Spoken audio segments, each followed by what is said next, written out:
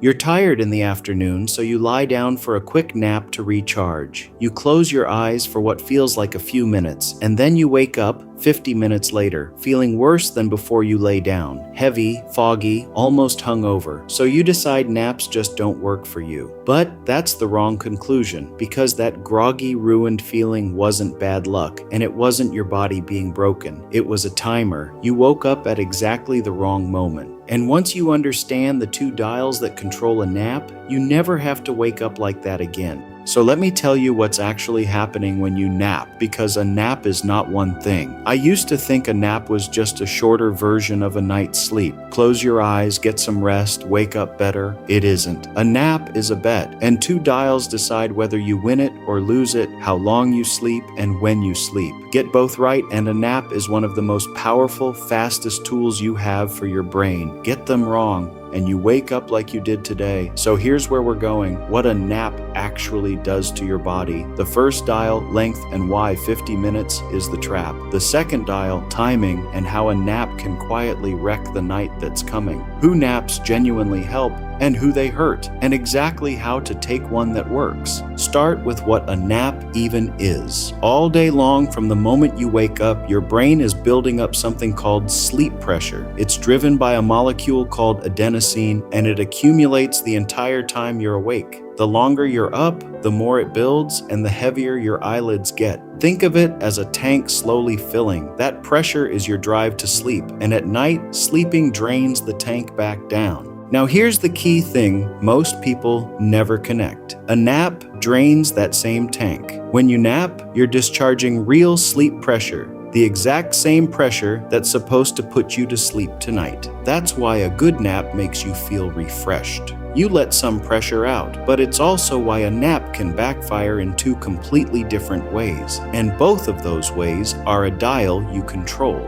Dial 1, length. This is the one that got you today. When you fall asleep, you don't drop straight into deep sleep. You pass through stages. For roughly the first 20 minutes, you're in light sleep, easy to wake from, and this is the sweet spot. Wake up here and you feel sharp, alert, refreshed, but somewhere around the 20-minute mark, you start sinking into deep sleep. Slow wave sleep, the heavy restorative stuff your body does not want to be pulled out of. And this is where the 50-minute nap becomes a trap, because the mistake I see people make is thinking longer is automatically better. That if a 20-minute nap is good, an hour must be great. It's the opposite. A nap of about 45 to 60 minutes is genuinely the worst option available to you. It's long enough to drag you deep into slow wave sleep, but too short to let you climb back out of it. So your alarm goes off and it yanks you out of the deepest part of the cycle at the exact wrong moment. That heavy, foggy, hungover feeling has a name: sleep inertia. And the rule behind it is simple. The deeper the stage you're pulled from, the stronger and longer the grogginess. From light sleep, almost none. From deep sleep, it can hang on you for anywhere from 15 minutes to a full hour. So if 20 minutes is the sweet spot, what's the other safe option? A full cycle,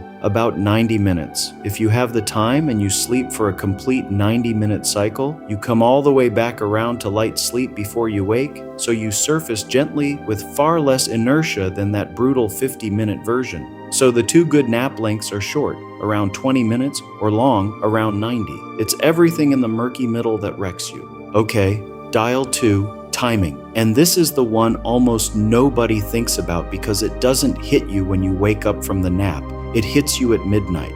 First, when should you nap? There's a genuinely good window, and it's built into your biology. Your body clock doesn't just make you sleepy once a day at night. It produces a second, smaller dip in alertness in the early afternoon, roughly 1 to 3 p.m. You know it as the post-lunch slump. And here's what surprised me. That afternoon crash is not caused by your lunch. Researchers have tested this by having people skip the meal entirely. And the dip shows up anyway, right on schedule, even when you've eaten nothing. It's not the sandwich, it's your circadian clock running its afternoon low, which is great news because it means there's a natural built-in window where your body is already primed to nap. And napping there costs you the least. But nap outside that window, late afternoon, early evening, and you run straight into the timing problem.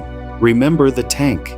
A nap drains sleep pressure. If you nap at 6 p.m., You're pouring out the very pressure that was supposed to make you sleepy at 11. Studies that split people's sleep between a nap and the night find it measurably lowers the deep sleep drive at night. You get to bedtime with a tank that's half empty, you lie there wide awake and you blame your insomnia, when really the afternoon nap was the first domino. Which brings us to the honest part. Naps are not universally good, and they are not universally bad. They genuinely help some people and genuinely hurt others. Who do they help?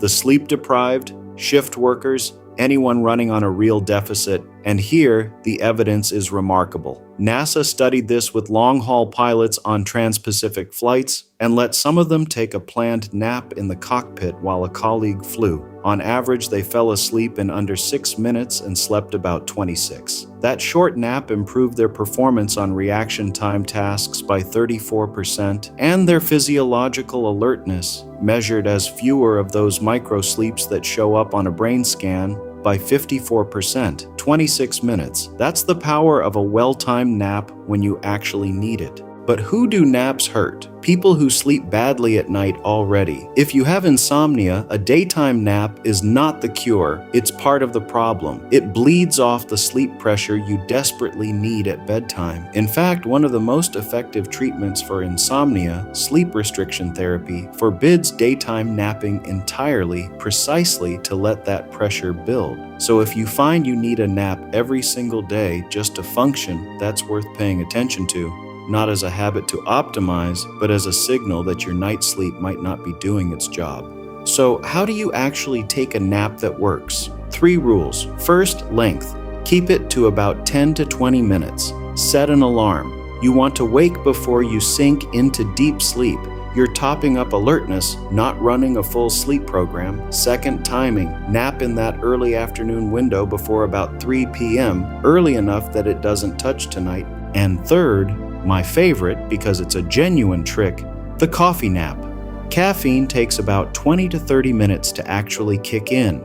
So right before your 20-minute nap, drink a coffee. You fall asleep before the caffeine hits. You get the restorative benefit of the short nap, and you wake up right as the caffeine comes online. You get both effects stacked on top of each other. And it's not just folklore. In studies, caffeine taken before a short nap boosted its alerting effect. There's even evidence that a short afternoon nap can beat a moderate dose of evening caffeine for cutting sleepiness, which, if you watched my video on caffeine, is a very satisfying full circle. So here's where I land on naps. That 50-minute disaster that made you swear off napping forever wasn't naps failing you. It was an untuned instrument. A nap has 2 dials, length and timing. And the moment you set them on purpose instead of by accident, it stops being a gamble and becomes one of the most reliable tools you have. 20 minutes, early afternoon. Or a full 90-minute cycle if you've got the time. Never the murky middle, never late in the day. You don't have to wake up feeling worse than when you lay down. You just have to stop leaving it to chance.